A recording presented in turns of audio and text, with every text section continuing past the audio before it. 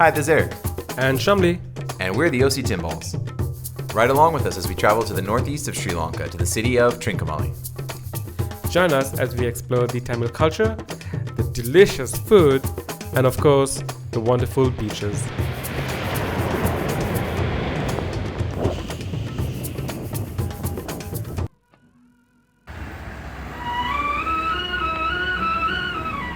After about a 2-hour drive, it was time for lunch. Using a combination of intuition and Google reviews, we settled on this place, which was incredible. Incredible. With a fish curry fresh from the ocean, plantain flowers, and then, of course, our go-to deviled shrimp. And we had company too. A local joined us for lunch.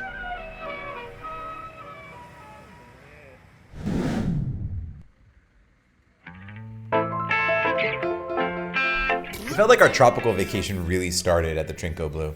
Yes, with that welcome drink, it was like a hello to vacation. In Sri Lanka, you're greeted in every hotel with a welcome drink of some kind of juice. And warm towels. And warm towels. They're very big on hospitality there, which makes it a great place to visit. For me, I like my welcome drink a little stronger, so I went and got a strong drink with Dinesh, and we enjoyed that with our welcome. We decided to get the Beachside Bungalows because it had direct access to the beach. Direct access, which gave us sunrises and morning wake-ups like this. It was stunning. We were able to walk to the beach straight from our bungalow, which was just fantastic.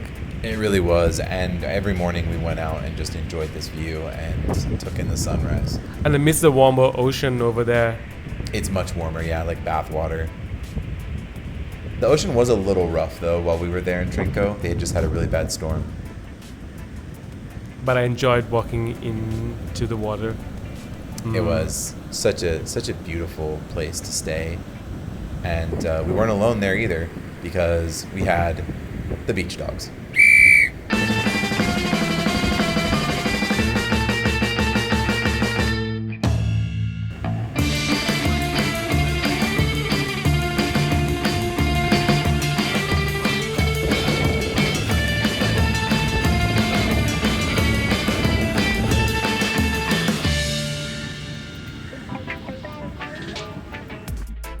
The property was well manicured.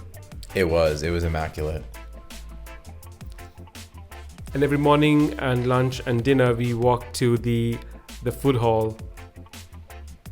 Some really great trees there. In Sri Lanka, they have these trees that always remind me of Indiana Jones. It does. They also had little nativities everywhere because it was Christmas time. But it was just past Christmas, though. Just past Christmas time. But the nativities were very, very nicely designed.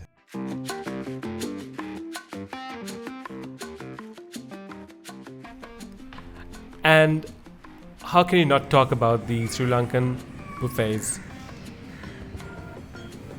What I miss about the Sri Lankan buffets is that you have both Eastern and Western food all in one place with a big spread. That's right. They had baguettes and croissants next to fish buns and short eats. Yeah. They had salads, all kinds of. They're really big on fresh vegetables, fresh fruits, and pickles. Amazing pickles. And they had different varieties of cheeses too, and pickles. Yeah, the European spread. They had the European spread for sure. But I typically go for the Sri Lankan food. I did as well. The curries here were fantastic. Fantastic. They usually have a fish curry, chicken curry, then they have either like a milk rice or a string hopper. And then the sambals. Yeah, sambals are like accoutrements that accompany food. Kind of like a salsa. Like a salsa, right. They also have juices, fruit juices, wood apple juice. My favorite. And soups too. Congee. And then fruit. There's always fruit. So much fruit. Sri Lankans have access to fruit that Americans aren't even aware exists. And they taste so much better, I think. So much better. So let's talk about the string hopper. It's a very typical, traditional Sri Lankan breakfast food item. So it's a rice flour based dough with a little bit of water, and then you put it into either this wooden device or into a metal device, and then you force it through into these little strings and make these discs, which are then steamed. And Eric is trying next mung beans, also a very traditional breakfast food item. Pretty impressed with all the accoutrements you were getting. The dal, and then I think you got some chicken, right? I did. I got the chicken curry. I skipped over the dried fish curry. I guess Eric is not a fan of the dried fish. I am not either. It smells interesting. I'm not quite that Sri Lankan yet. Ha. But I did put gravy on my string hoppers.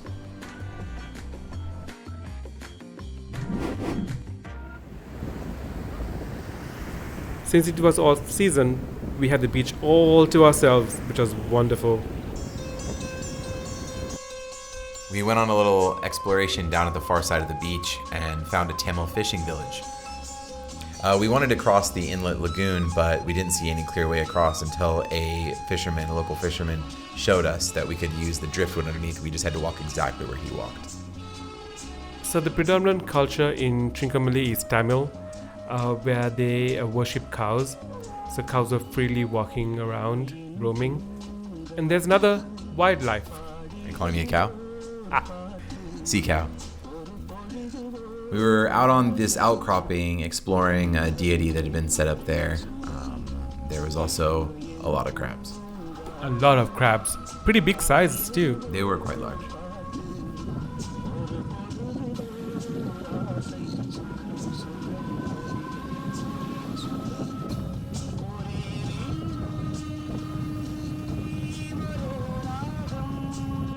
After exploring the outcropping, we went into the Tamil fishing village.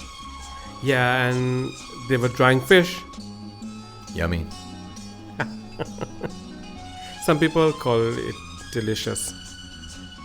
It was cool to see this lady. She was making an offering to the gods and cooking a dish called pongal. It's kind of like a sweet oatmeal, but it's made from rice. Rice, yes. And then she offers it to all the villagers once she's done with her main offering to the god. Along with us. She gave us bags of it, and it was delicious.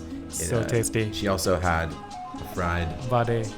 which was the best vade that I had in all of Sri Lanka. And then we had to go back with no guide. I guess I was the guide. And it was scary because we really couldn't remember where we had walked before. That's true. Come behind me, they will get lost.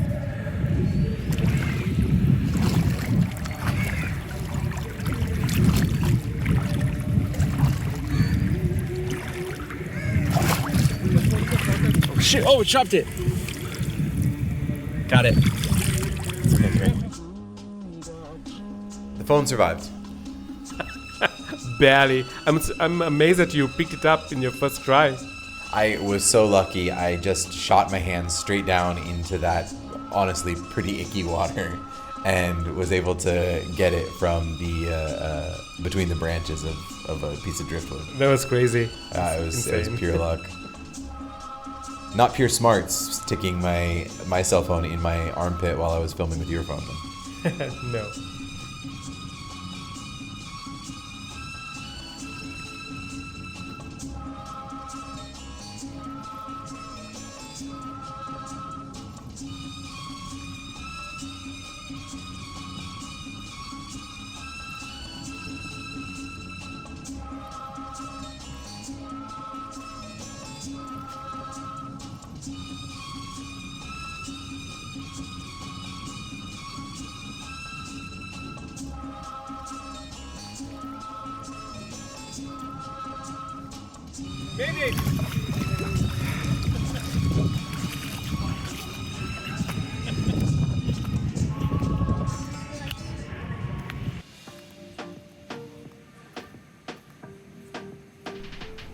Dinner time was a fun experience at the resort. It was just so beautiful with all the lights illuminating the walkways. It was very windy though, because of the off season. Yeah. Again, you were lucky because it was not very crowded. That was a good trade-off though. It was so relaxing, wasn't it? It was so relaxing, and the dinners were so tasty that we completely forgot to film them. We did. It was very, very tasty, yes. But we didn't forget to film the desserts. How can you forget desserts? The presentation was just so beautiful, like artwork. And the fruit, of course. Always the fruit. Always the fruit. And with that, it was a sweet ending to our Trinco trip. Join us next time as we eat kiripani, face off with an elephant, enjoy some short eats, It's spicy. and view some monkey business on the wires and on the road.